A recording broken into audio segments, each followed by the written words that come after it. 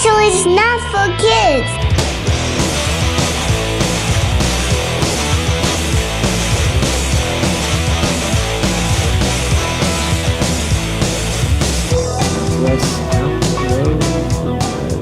You sound about the same. You sound golden. We're going up with our voices. You know that I can nail an impersonation of when she loses her voice? Oh, yeah. It's a part of me. That's how you know you got that demon in you. We've all got an Angel and a Devil on our shoulders. Which one are you? You always knew you were special ever since you saw Naruto. You're like, I relate to him. What if we just did like an NPR-styled episode? To you, everyone in NPR is like soft-spoken. I mean, have you ever listened to an NPR interview where they're like, yo, what's up? Today you're going to get the uncut interview. No. National Public Radio. National Public Radio. Just like, just like. Unfiltered, uncut. National Public Radio. Publicly funded. What would be the inverse? Like the alt-rock morning show? Yes. Hey, how's it going? Welcome to another morning episode of KROQ.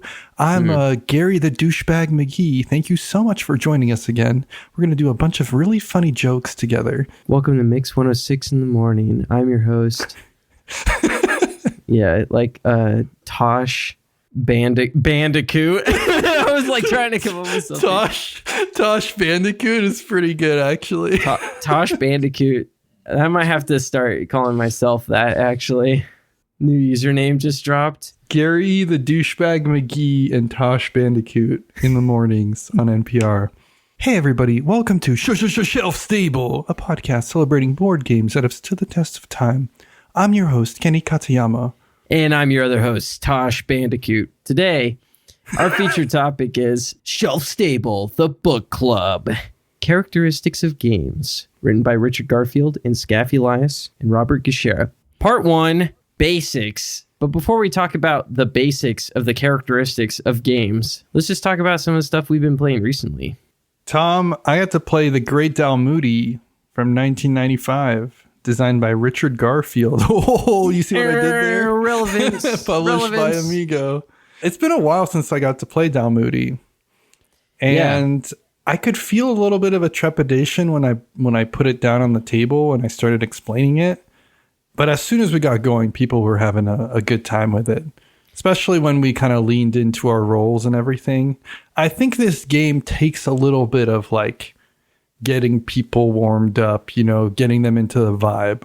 If you just play it with the rules, it's like nothing. And I wouldn't be surprised if there are people who are like, oh, I heard that Dalmuti's so good. I heard that President's so good. And they like learn the rules on their own. They don't have somebody teach it to them. They sit down to play it and it's just like a nothing burger. Like the game is like nothing. Well, I can actually guarantee you that that's what happens because President is a game that you can play on I don't know what it's called, Clubhouse 51. Do you know what I'm talking about? UFO Clubhouse 51. Sure, but you can watch the Northern Lion Super Show play this and they're just like, this is whatever. Like, I feel like they don't get it.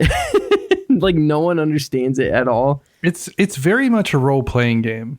Yeah, I mean, and like you really do have to lean in. And that's what I'm saying is like not playing it over the board, not playing it where you're basically like yelling at each other for stuff that like is an obvious thing to do. It doesn't hit the same. Yeah.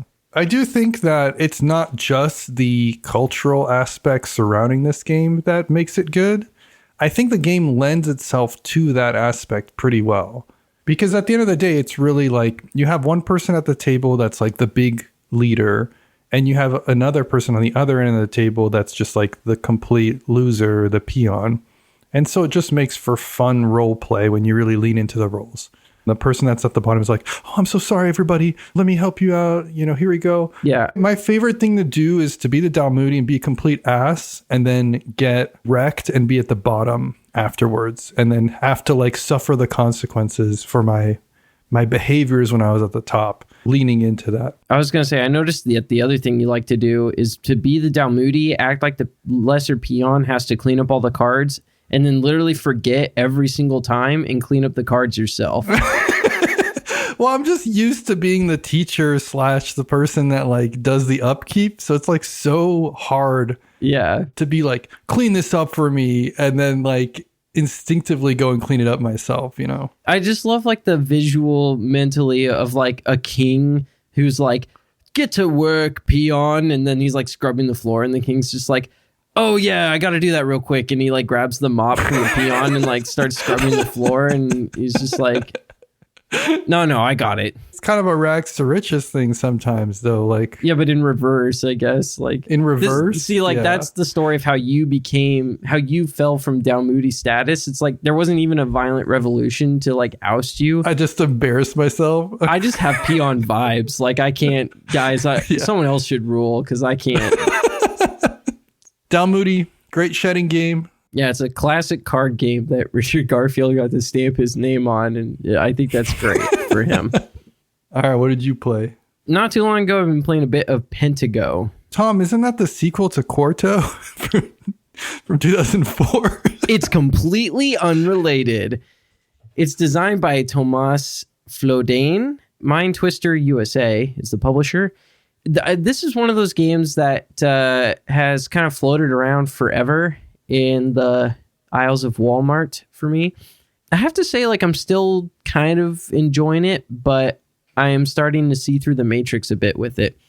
I think I put off talking about this for a while because it's an abstract game. And just for real quick, for anybody who hasn't like seen an image of it before, it's a game that kind of looks like Othello on the surface, where you are trying to line up marbles of your color inside of these little cups. There's a grid of 6 by 6 divots for your marbles, but each 3 by 3 subsection is on this like freely rotating dish. It's kind of hard to describe without just like having it in front of you. But it basically means like every turn, these little, like the quarters of the grid are rotating. And in fact, at least one has to be rotated after every turn. I've mostly been playing this against my own family. So it's been a lot of like games against kids. And none of them so far have like thrown me any major surprises in terms of how they are thinking about the game. But I hope that if we play it enough, one day they'll start to realize that you can block other players from forming rows of 5 with certain heuristics. You're saying this game's too easy against your small children. Yeah, against anyone so far under the age of 10, it's a little bit simple.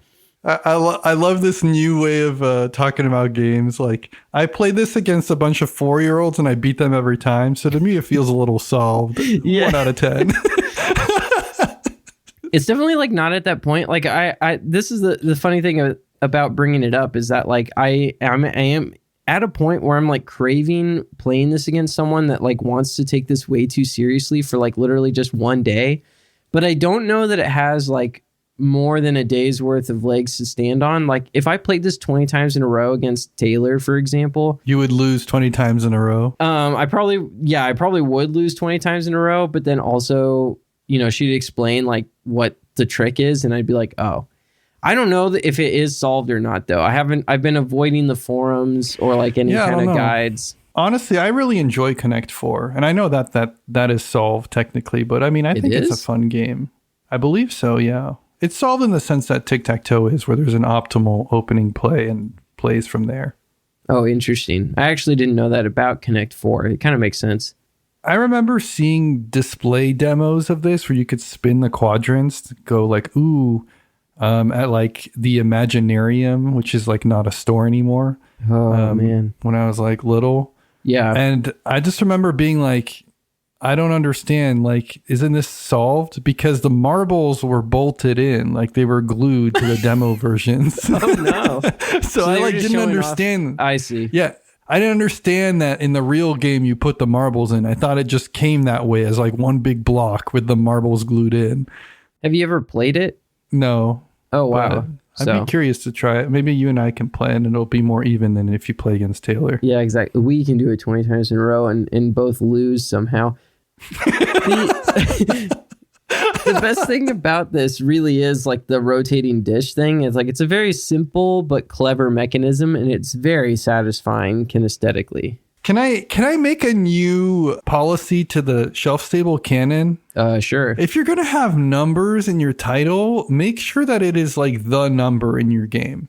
Because I know that Pentago, you connect 5. That's where the 5 comes from. Penta. Yeah. And it's Go. It's clearly inspired by Go to some extent. Okay, but it's 4 3x3 grids that form rows and columns of 6. And 5 is the perfect number in the middle of all that. 3, 4, 5, 6. And 5 is just the number they picked out of all of that. Like, just don't pick a number if you've got a bunch of conflated numbers. Same thing with like 5 tribes. Okay, I agree with you on 5 tribes, but I don't think Pentago is deserves the shade that you're throwing it right now. I think they figured out a way to put all the important numbers in there, and I think it's actually kind of beautiful. Okay, sure. 3x3, 4 3x3 grids that form a 6x6 grid, and you have to score 5. I mean, come on. 1 game, 2 players, 3x3 grids, 4 quadrants, 5 in a row, 6 rows and columns, Papa John's. That was Pentago from 2005. Tom, you see the latest Marvel? Want to go see the new Marvel movie? It looks nuts.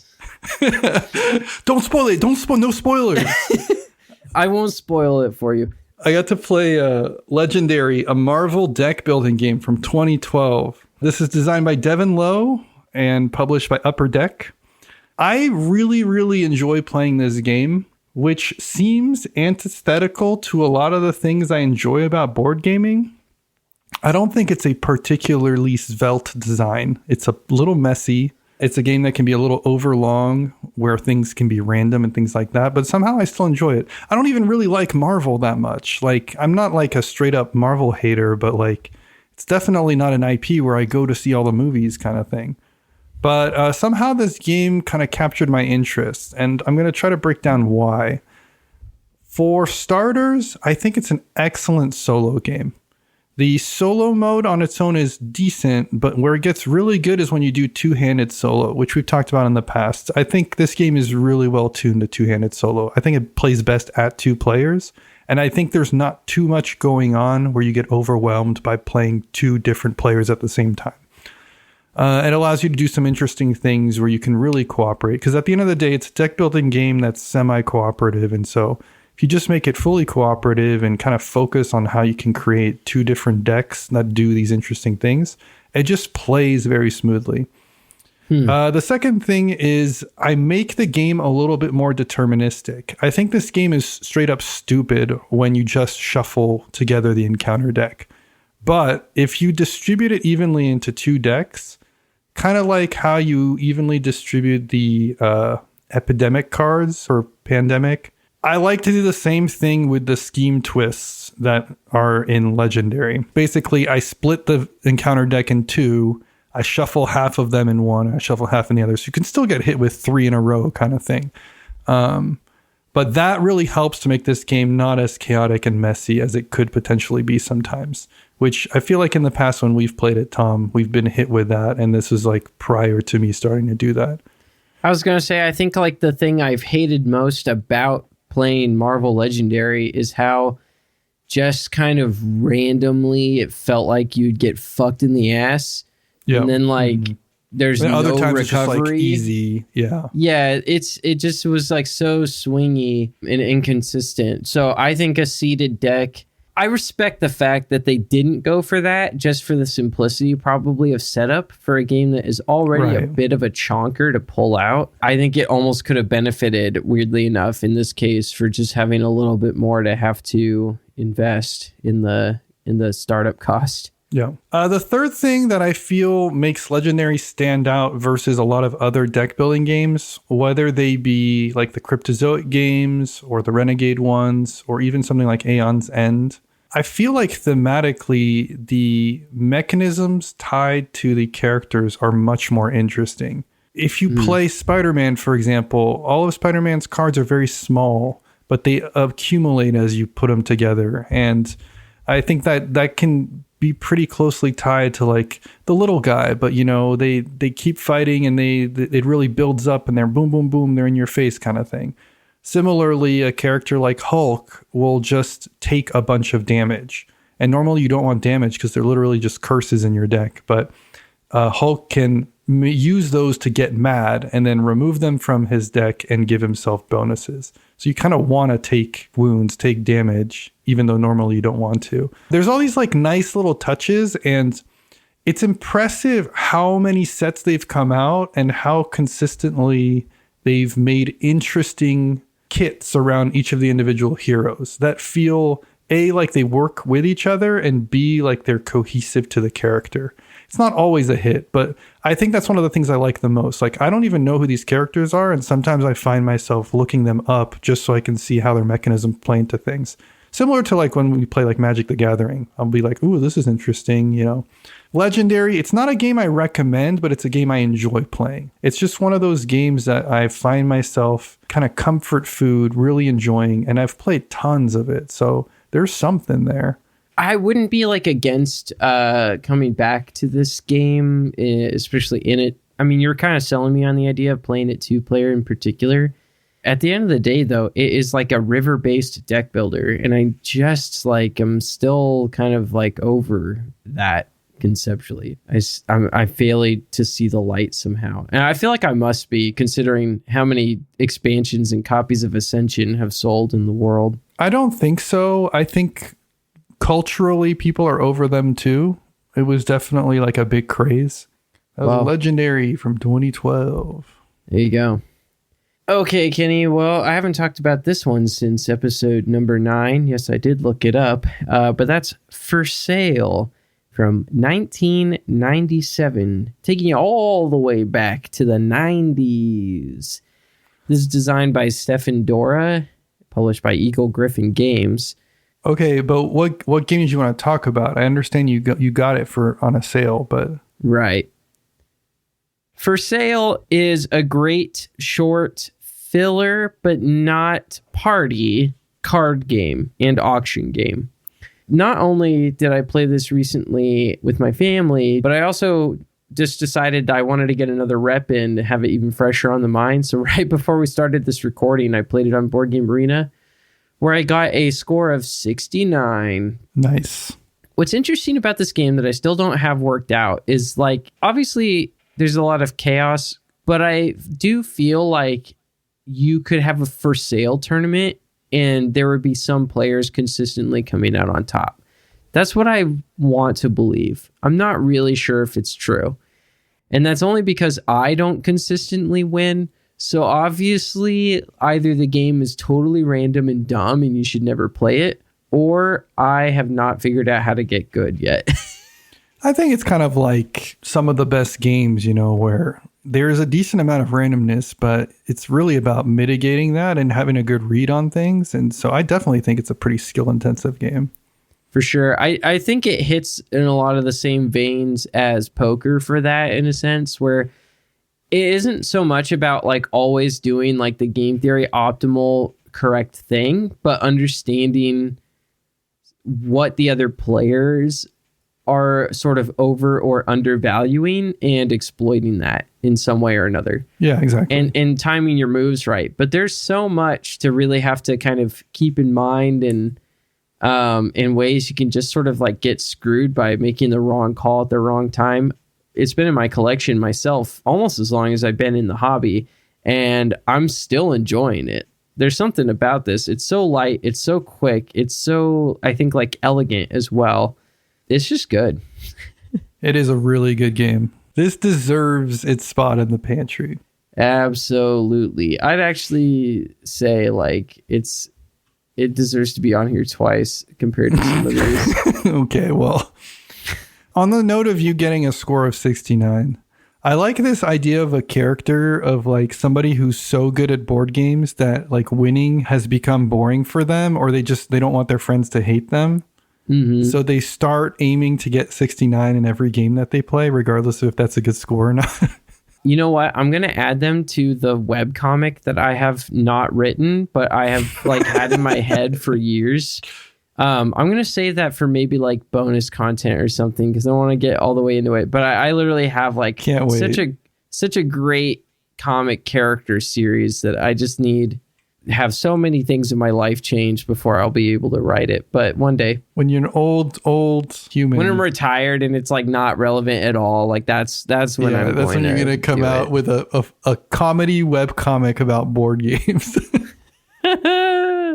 100 games to play before you die. Okay, Kenny, it's time to talk about the list of games that you have to play by force, by law, before you die or otherwise. Game number 52 on that list is Wingspan from 2019, just on the cusp of shelf stability. But it's earned its place. Designed by Elizabeth Hargrave, published by Stonemaier Games. Kenny, why the frick is this game on the list? Wingspan is on the list not because of mechanisms. I'm sure there's going to be a few Redditors out there just calling them out who are like, why would you put Wingspan on the list? What has it done to contribute to society? And it's like, chill. Wingspan is a good game, first of all. Maybe it's not your cup of tea, but it's a very solidly designed game. I know that we could get pretty hoity-toity on this podcast, but we like ourselves a good game of Wingspan. But more importantly, I think Wingspan is a very, very important game when it comes to the cultural zeitgeist within the board game community. Wingspan is the reason that we had a change in themes in games, and we were overdue for one for a long, long time. I feel like we were trading in the Mediterranean for like 80 years. And then there was a little bit of space exploration that happened. You're also glossing a little bit of the zombie fighting we did in the middle. Yeah, there's some zombie fighting. Can we all recognize that like Wingspan ushered in not just like a theme, but like a whole slew of actually you can make games about other stuff. It really kind of opened that space, especially for designers of like, why are we always doing this? It feels like there's a whole untapped market of completely different themes. And yeah, we got a lot of nature and we got a lot of animals after that, but we got a lot of other things too. So it's not like we just moved to another phase. And then I hear people complain about anthropomorphic animals all the time. Like we don't do that personally, but but like Wingspan is more than just the anthro animals, in my opinion. Well, first, wait. You make it sound almost like Wingspan is like anthro birds. Like it's actual birds. It's not. They're all standing on two legs, right? But you got me there. I think also like component wise, I mean, this is something that further cemented Stonemaier on the board because yeah, we got Scythe, but Scythe was like a big game, a Kickstarter game. But then Wingspan was really the moment when it was like, holy moly, they have mass market Ticket to Ride box with such nice quality components. And I think everybody kind of stepped up their game. Again, I'm not saying it's the first one that did it, but it was important in the cultural zeitgeist in terms of the quality that's expected. I was just going to say, like, I think the reason Wingspan gets like glazed as much as it does is it's not just that it did all these things, because it didn't necessarily do any of these individually first. But it not only like kind of captured great quality of components, interesting theme that isn't just Mediterranean traders or whatever, but it's like it did that and it blew the fuck up. Like it went viral with it, essentially. This is like one of the most talked about games. The hobby itself, I think, owes a lot of its current growth to Wingspan. And the ilk that followed, essentially, because I think genuinely, like, it just did a lot to breach the containment of the gatekeeping kind of culture that board gaming was still sort of a little bit stuck in. Yeah, I think this game has done more than any other game has to grow and create positivity in the board gaming sphere than any other game in the last 10 years. That's how influential and good this game is for our hobby. So that was Wingspan by Elizabeth Hargrave. All right, Kenny. Well, enough yapping and nonsense, bullshitting, whatever the fuck we've been talking about. It's time to get into the real meat and potatoes of this episode, the part of the podcast that people actually care about and want to listen to for once. And they'll want to listen to it more than ever because we're doing the most epic possible thing, and that is talking about a textbook written by a doctor, I should say. I know we said the word textbook and you're probably already snoozing, but like, this is good shit, okay? No, despite all of my my nonsense, the real meat and potatoes of this episode is characteristics of games. Part 1. We're trying something different. We're trying to actually do basically a book club. Hopefully some of you out there have actually read along pages 1 through 36. Yeah. And to be clear, if you haven't read along, we're going to cover things. So you don't have to have read along. Pause here. And if you are like, no spoilers, no spoilers, just go ahead and hit pause. I just think it's crazy that in the first chapter, Richard Garfield kills Monopoly. Oh, yeah. He's like, Monopoly, I am your real father, and then kills it. That was kind of wild. I love the idea that this is like Richard Garfield's version of Thus Spoke Zarathustra, and it's just like, he just starts like, Monopoly is dead, and I have killed him. Like, that's like the opening line. Oh, okay. Monopoly's gendered now, apparently. Yeah, I guess Monopoly would be a man. I was going to say, I mean, if you know anything about the history. Yeah.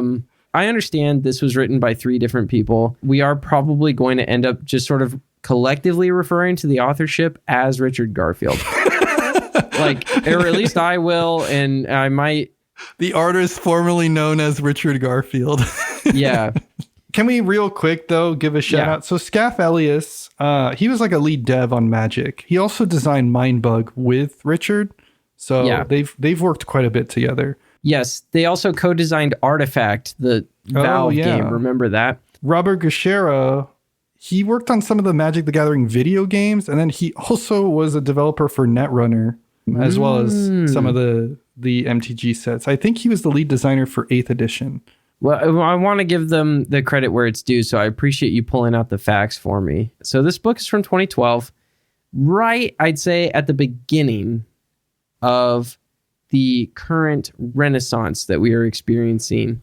Yeah, the second golden age, yeah. There's some things to keep in mind with when this book was published that I think will be interesting. We'll get to that. But what they talk about is that there is no book out there that is really doing a description of games justice. It's not giving people the tools and the language to be able to navigate talking about games and their mechanics in a particularly intellectual or informed way. It's like people are just coming up with ad hoc terms on forums, most notably probably Board Game Geek at the time, and no one's kind of capturing that, and then also kind of going as far as to begin to discuss games in descriptive terms, just like give people sort of like the tools to be able to define what makes a game do one thing or another, what differentiates one game from another and why, and like why this one matters, why this one doesn't, stuff like that.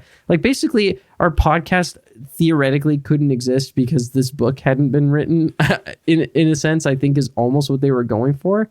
Or just like, it's just giving people like the ability to understand games better. I think it was more about documenting it. I don't know that they came up with everything inside of it, but it's like a central location, especially for folks that are looking at it from the outside. They're maybe familiar with games at a superficial level, but I think a lot of this was grounded with discussion across groups as well as documented on the internet. It was just not a book. Yeah. The way I interpret it is that like they know everyone's out there like playing, Monopoly ass shit and whatever. And like they wanted to basically write the book that would introduce people to like ideas and terminology about games to make them think differently about how games are designed. Yeah, and to kind of share insight into how they design games too, which I think is the most interesting part of this. Yeah. So that's what it's about. And then basics gives us, literally the basics, just like where are we starting from? Literally, what is a game is kind of where it opens up. Before they go into the basics, there was just one note that I had that I thought was like kind of interesting. They talked about computer games as being different because they're deliberately designed. Card games, board games are designed with the backdrop of existing games that have evolved over time. I just didn't understand what this sentence meant. I don't know if you... Oh, I think I could explain this. I know what section you're talking about. I feel like what they were trying to get across is that there's a difference between games that are designed by an auteur or an artist or, what we would call a designer. Think like anything Reiner Knizia was doing. right? That's one sort of type of game. And then there are games that have literally just sort of like evolved over years alongside humanity, essentially, like chess or poker. I was able to find it. Do you want me to read it real quick? Sure.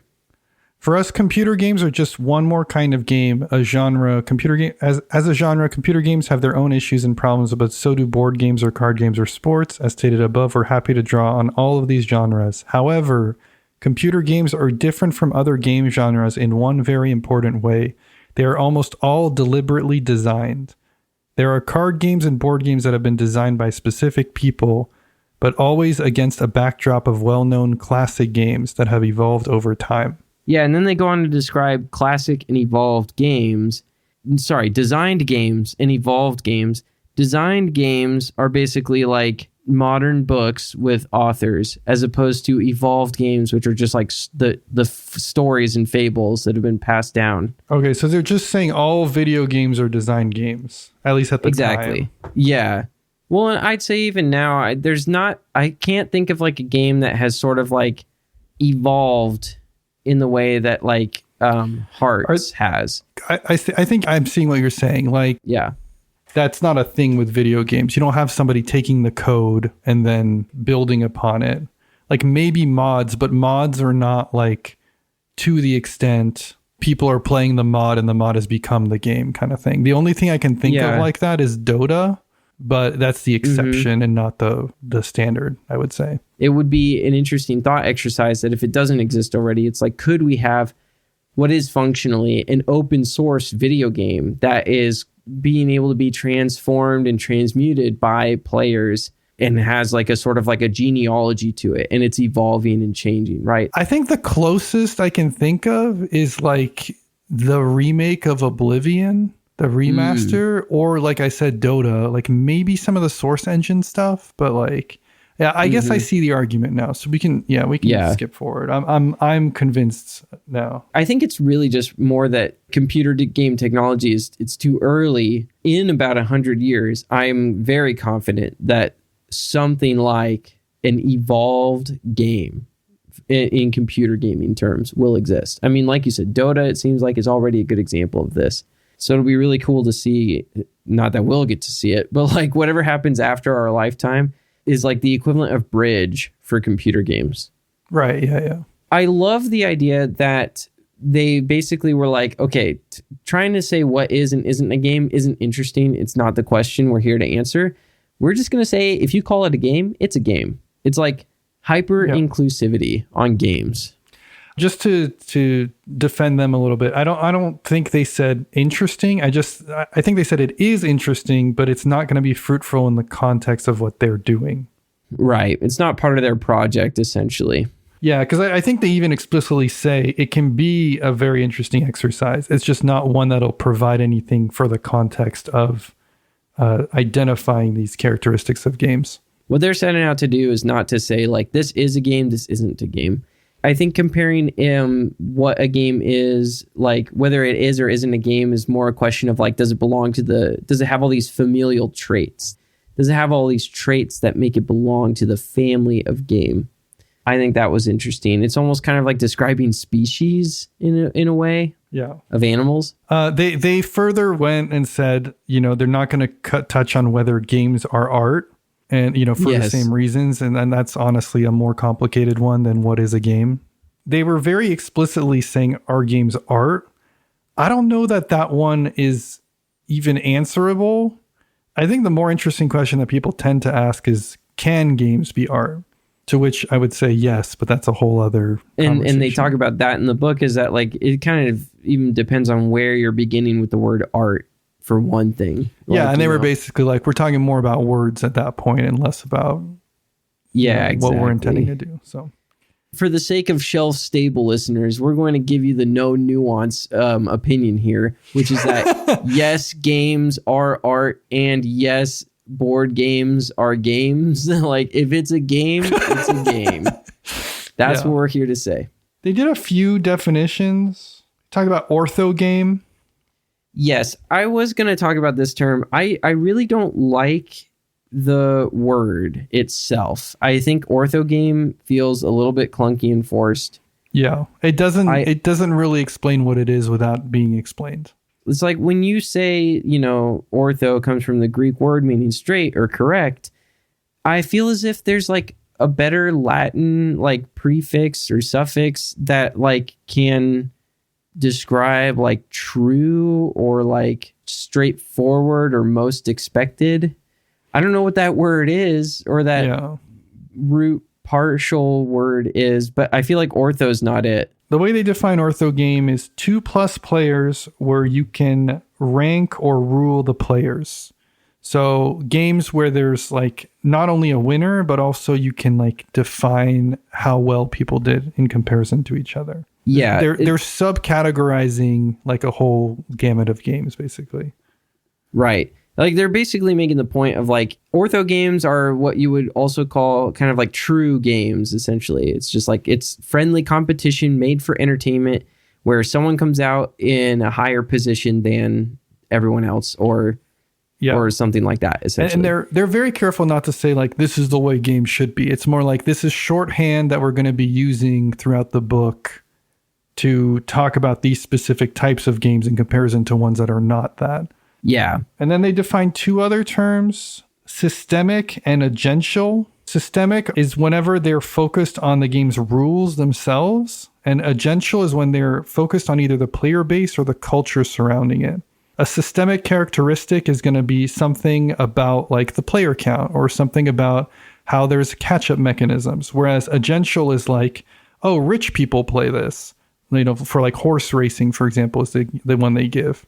Or another agential one is like, this game is played in cultures where Go is also prevalent as a game. Therefore, the way they interact with it, in this context, this is chess we're talking about, but like the way they interact with chess is going to be very different because of the existence of Go as a very important part of the culture. I think agential is like a good term broadly as basically referring to anything that is driven by the players or the play group, right? Right. The more that players are driving the experience of the game, the more agential it is. That's my understanding of it. And that's how I've often used that term. I think I've even probably dropped it on this show before we even started this book club. For me, it's always just been about like, I think of games like monikers, for example, where it's like, yes, there's like a system that defines how the game is played, but the quality of the experience is driven by how basically into it the players are, and how and they're the memes, the sub memes that sort of like arise as you're experiencing the game is the agential aspect of it. You want to move to basics?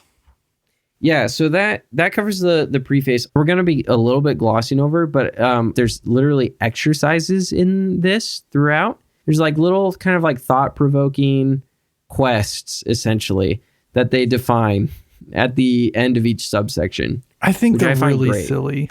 You like them? You think they're silly? Yeah, I mean, maybe they're good for somebody who's taking this as a college course and is not as familiar with games. But for me, I'm just like, skip, Well, I didn't spend a ton of time thinking about them because I was like trying to just read through this a little bit quickly. But like some of them I think are like just kind of whatever. But there was one that I remember seeing. Can you name a party game with a fixed number of players? And I'm like, I don't know that I can. I thought of one, which is that there's that game Montage that we played one time. That one has a fixed player count of 4. Remember that? Oh, yeah. It's not a party game, though. Oh, you know what? What's the game with the monkeys that they made a pink one and a green one?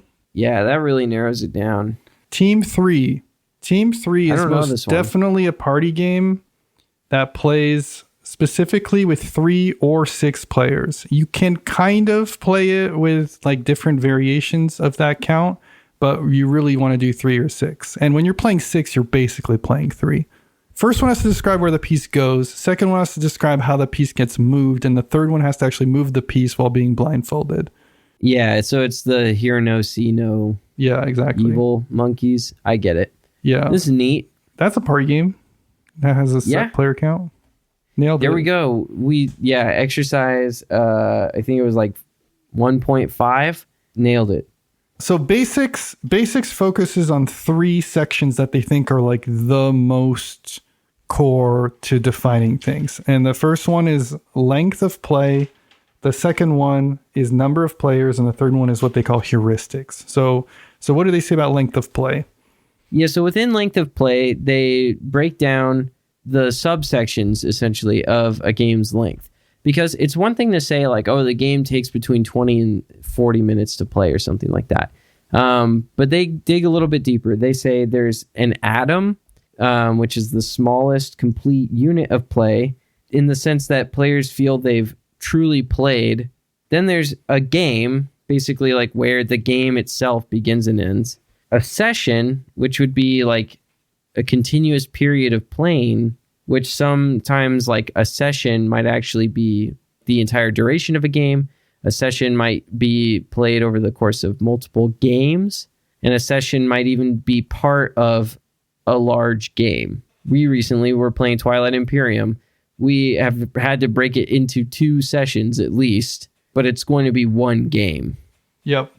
But at the same time, we experienced an atom of Twilight Imperium if you break atom down to a single round. But you could also argue that like the atom, as they define it here, is like the full experience of Twilight Imperium from beginning to end. Atom is definitely the most flexible and the most ambiguous of the ones that they have. And I think that's intentional, right? Because it's like a way of defining when you've like played enough and you're coming to like a satisfying moment in the game. Yeah. For example, if you're in the middle of a turn, that definitely wouldn't be an atom. If it was broken down to like actions you've taken in a turn and you can do more than one action, that's completely violating that. But in some games, somebody taking a turn might be an atom, and others it might be somebody taking a whole round. Yeah, I think most of the time, I'm when I hear like the term atom, the way that it seems that they want it used, I think of something like, you know, if you're playing a video game, it's like you've hit a save state. If you're playing a board game or whatever, it's like it's the end of a round, right? Everyone's had a turn at the table, typically. But they bring up some good examples like chess. You know, a single move in chess is not enough to felt like you've really played the game. Right. And then there is campaign, which would be a series of sessions that are linked.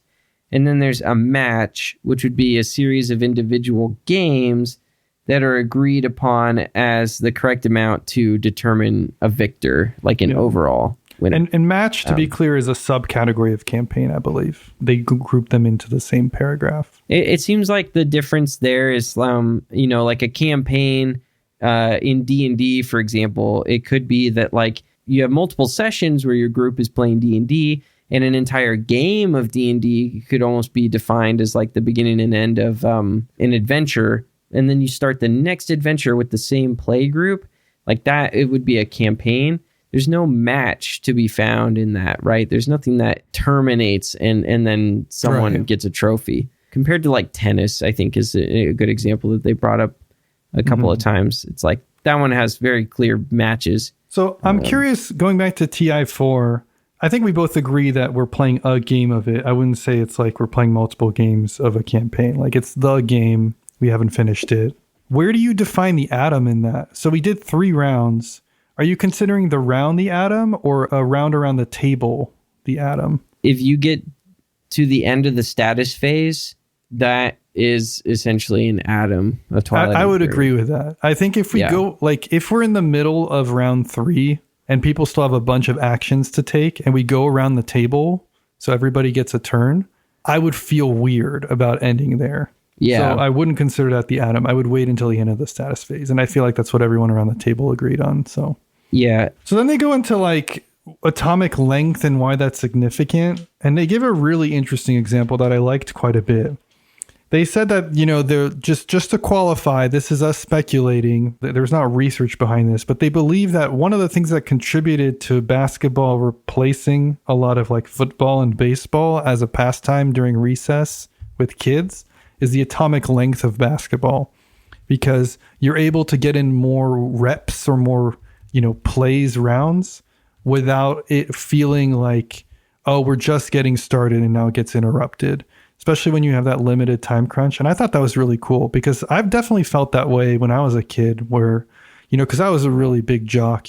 When I wasn't stuffing people into lockers because they were playing board games, I was trying to get in those sports matches, I just thought it was fascinating because I was like, yeah, I definitely was more inclined to play basketball. You could actually play basketball before the bell rang, whereas like nobody wanted to try to even play football because there's just too much setup and coordination, and then you do like a little bit of it and it'd be over kind of thing. To be clear, I'm talking about American football. Right. Yeah, I actually thought it was neat to think about basketball sort of basically taking over playgrounds just because of the stressors put on children's time. If you want to get a game done, like basketball has very convenient beginnings and ends that are easy to set up and tear down, essentially. Yeah, you can compartmentalize compared to like baseball or even dodgeball anymore. Like, yeah, you're like, we're not going to be able to play a full game of basketball, but we can play to this score. We can just play till the bell rings and see what the scores are like, kind of thing. We called it kickball when I was a kid, right? Where you had like a playground ball and you're essentially doing baseball, but you're kicking the rubbery playground ball instead. Mm-hmm. Did you ever do that? I did that, yeah. Yeah. That was like a scheduled thing that you did in PE. It was never a recess thing for me. Oh, okay. Well, we used to do that a bit in recess, but I could totally see like basketball just becoming, it's just way simpler, right? It's like basketball, foursquare, and the thing where you hit the dodgeball against the wall. I don't know what that's called. It's basically like a racquetball, like for broke people or something. I don't know. Is racquetball expensive? I feel like I only see like rich assholes. I think the courts are expensive for sure. Yeah. Oh, that's what it is. Sorry if you're a racquetball fan. I'm sure you aren't the rich asshole that I'm thinking of. Sorry if you're a rich asshole and you feel offended by this. If you're a rich asshole and you're listening to the show, why don't you subscribe to us on Patreon? When I was reading all the section about like the units of time, one example that is brought up is Diablo 2. Running through my mind the whole time that I'm reading all this was like roguelikes in general. I think like are some of the most quintessential success stories in terms of atomizing gameplay. Oh yeah. And I think like Hades in particular goes even almost like an extra mile, or like Binding of Isaac. Almost any of these where it's like it's a roguelike with rooms, and it's like when you clear a room, you could literally just stop right there, kind of whenever you want. You know what I mean? And like you could turn the game off and you'll restart, you'll be right in that room. And then every room gives you like that little upgrade and so on and so forth. Yeah, and it layers up. What is driving some of my own favorite games are how atomized the pick up and play experience is. Yeah, I think that's a huge draw. And so it's cool to kind of see things trending in that direction. And it feels like in that way that this book was almost like ahead of its time. And I almost wonder if like people who designed something like Hades like had read this book, right? Because like it just seems like so intentional that they focused on sort of the atom of experience in the way that it's defined in here. It also got me thinking about how some games can't avoid the atoms being big, but then reduce the barrier of entry to having multiple sessions. I'm thinking of like Mythwind recently, or even things like Sleeping Gods or like Seventh Continent, where there's a lot of deliberation about like how you compartmentalize, quote unquote, saving the game so that it's easy to like take it back out of the box. Like not everybody has a gaming table where you can just like play another game on top or eat your food on top of the table. The fact that a lot of games are like, look, we know that this is a long game. We know that you're going to want to do the whole thing. Here's a really svelte way to like put everything back in the box with a saving point. And then you can just go from there. I think that's very cool. You know, I don't know if it's directly correlated to this conversation about how time is looked at, or maybe it's just something that's permeated throughout the design culture. But I can definitely see some of that as a way to handle the large scale of things like these games with multiple sessions or these large atoms and things like that. It's interesting. I almost want like a second edition of this book now that we're reading it, because I'm like, so many games have come out since this book was written that I think are so heavily informed by just like video games have been so informed by tabletop games. And I think that like a lot of tabletop experience has been informed by things like I think of solo mode, for example, and we can, I could save that for. Yeah, let's go into player count. So multiplayer is 3+, but I think they specifically mean like 3 parties that are juxtaposed.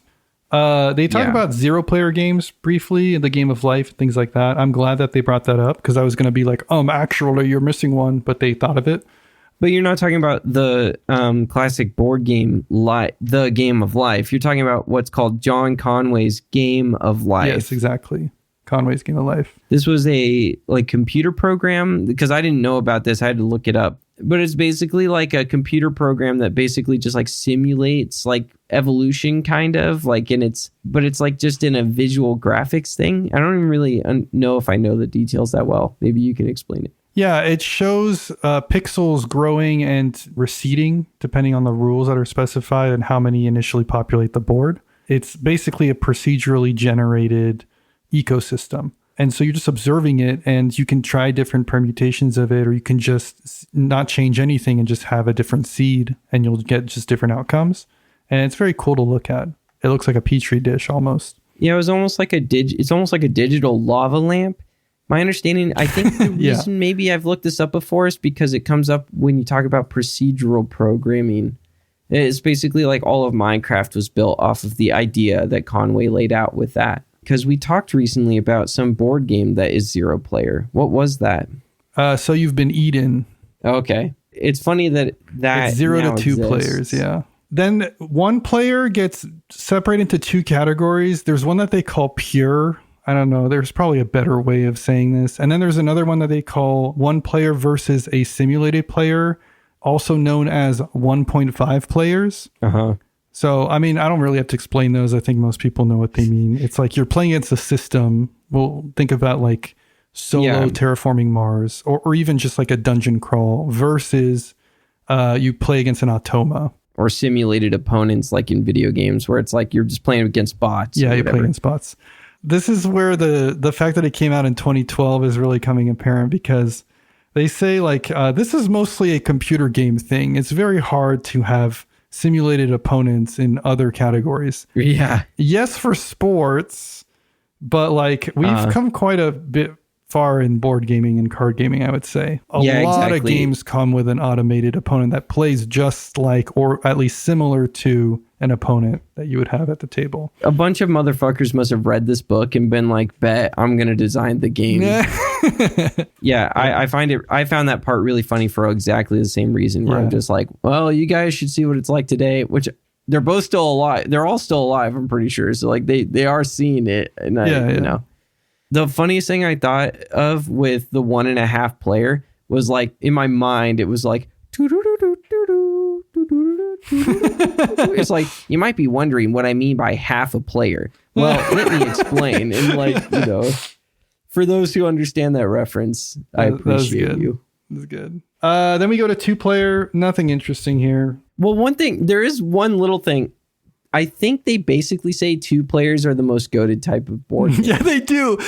I don't know. I didn't want to bring it up because I was just like, okay, we're just going to skip over that one. But yeah, they do. They say like the 2-player is like the most pure form of game. And I'm like, I think I agree, though. It's so subjective, though. I understand what they're saying, but I don't agree. The same way that they're not trying to define what a game is, like, I don't think they need to define what's the most pure form of a game. It seems like contradictory to their previous statements. It's the best way to design games that can feel balanced and still be like engaged. Like both players can feel like they're pushing and pulling like the levers of the game in meaningful ways. And I think like as soon as you add a 3rd player, it just sort of starts to throw everything out of balance.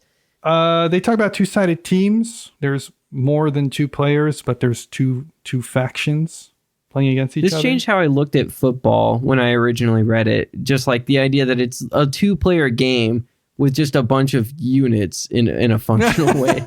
Well, like, I see everybody as just pawns to be manipulated. So this was not right. Yeah.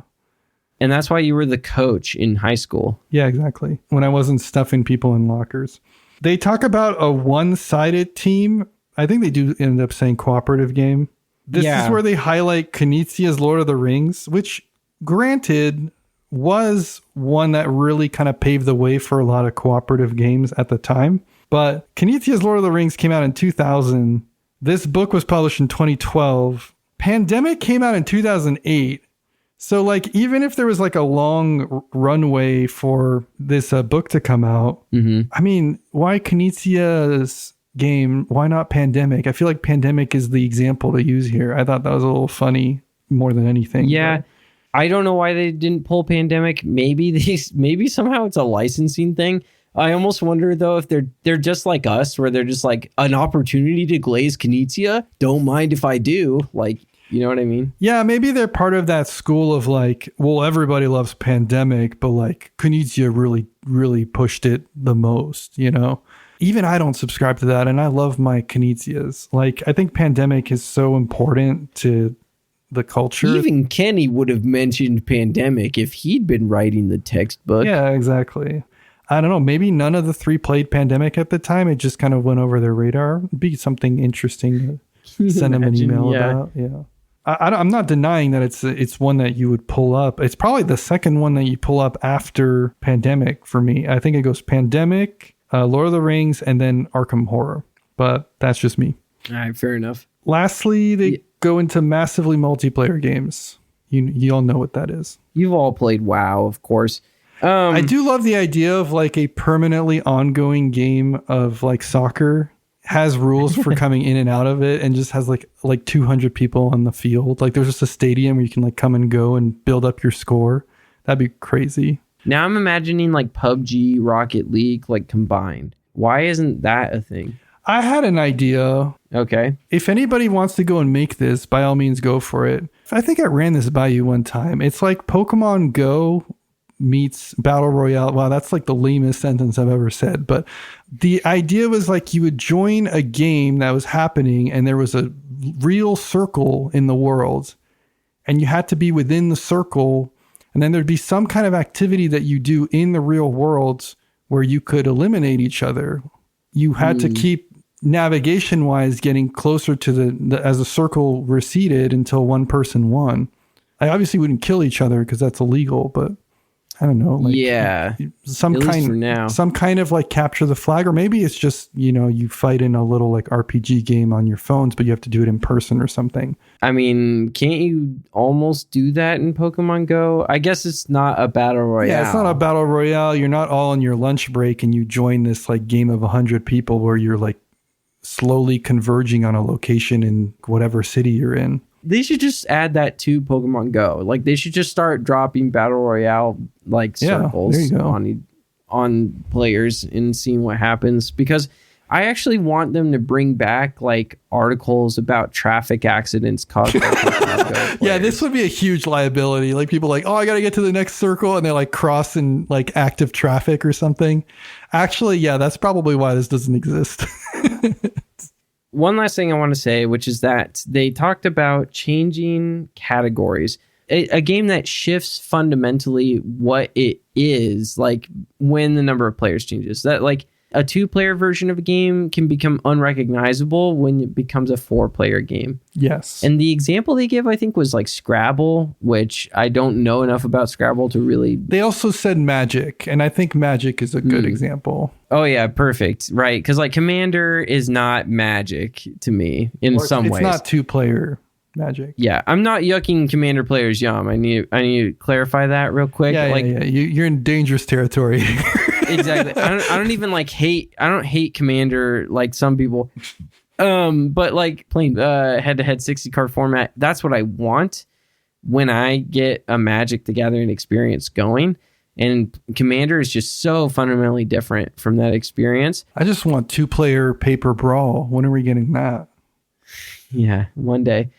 Heuristics. So the final section is heuristics. And this is stuff that people know about games and how it applies to them. The key takeaways for me with this was that like there's a term they have called 0-level heuristics.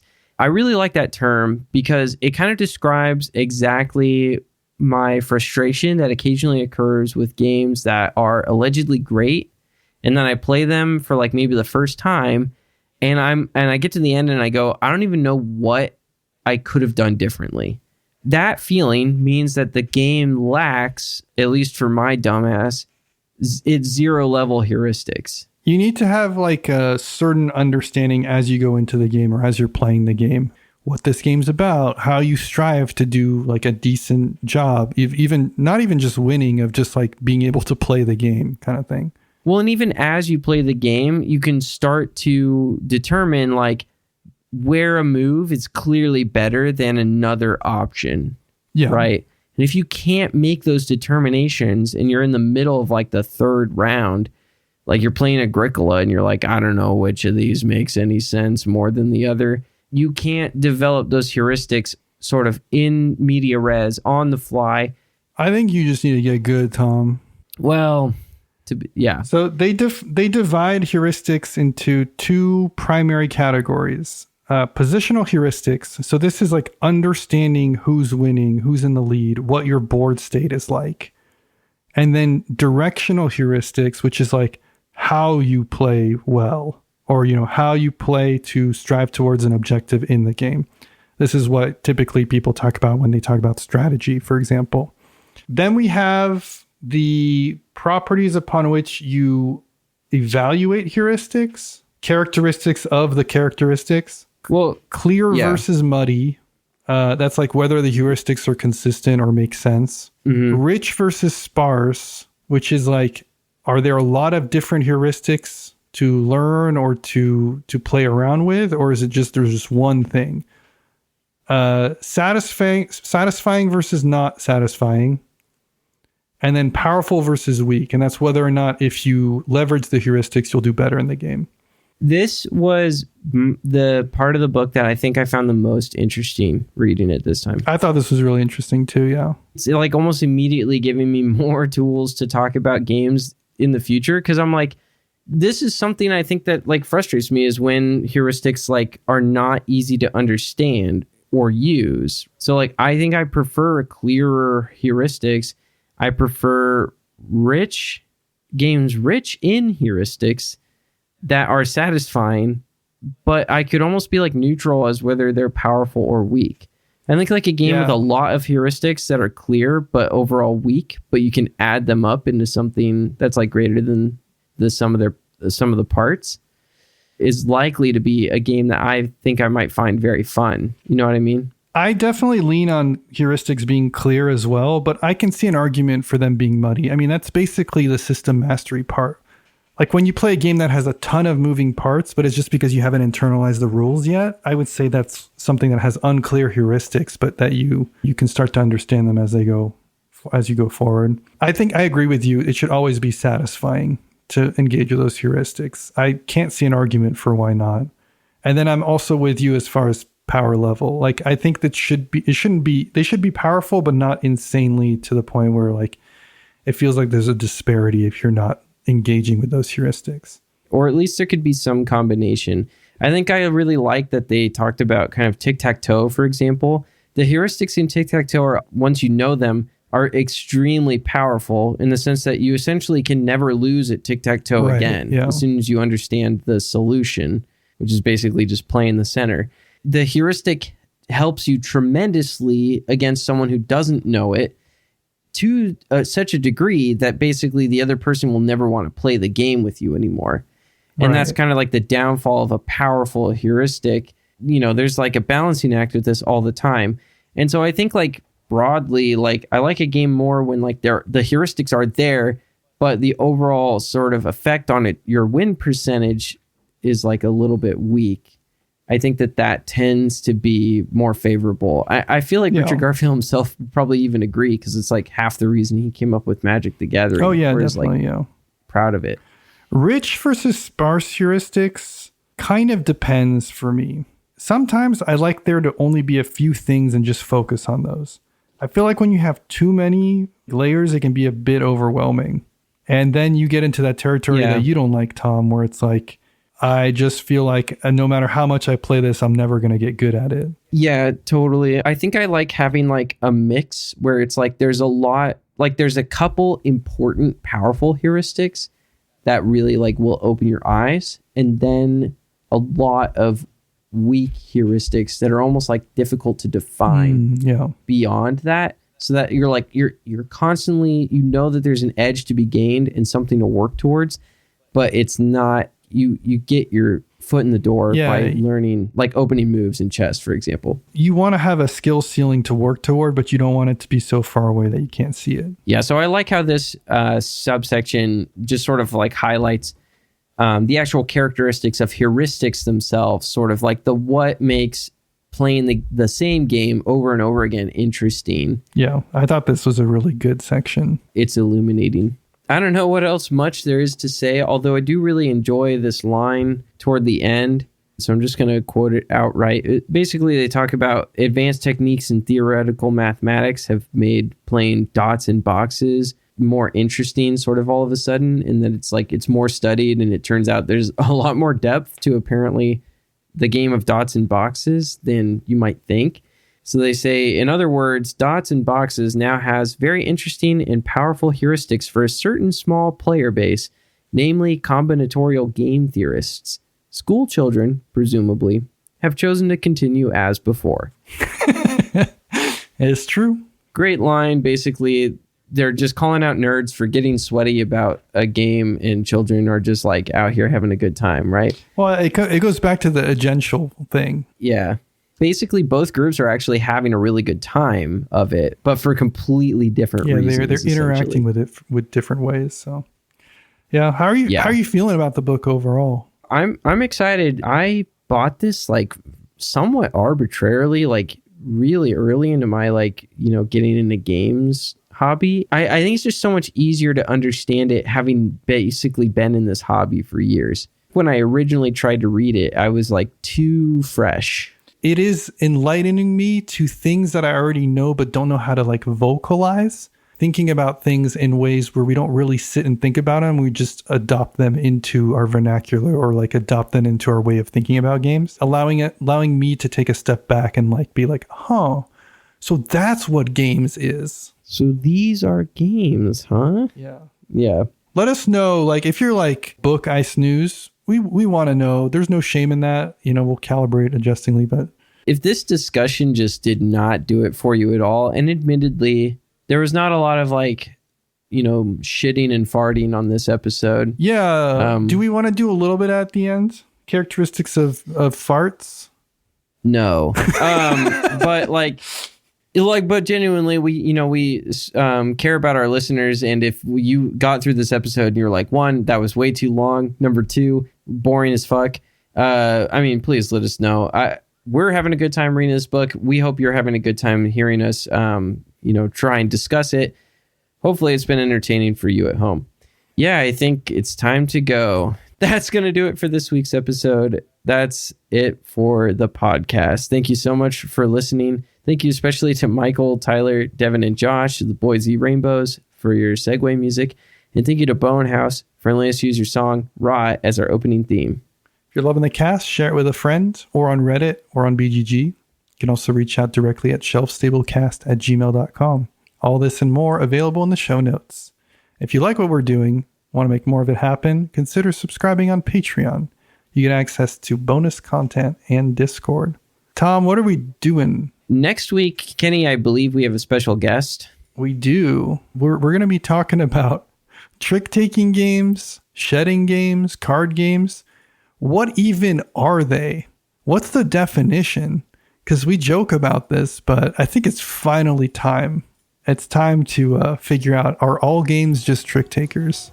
Finally time to address the elephant in the room. Is Tom right or wrong about trick-taking? See you next week. Bye. See you then.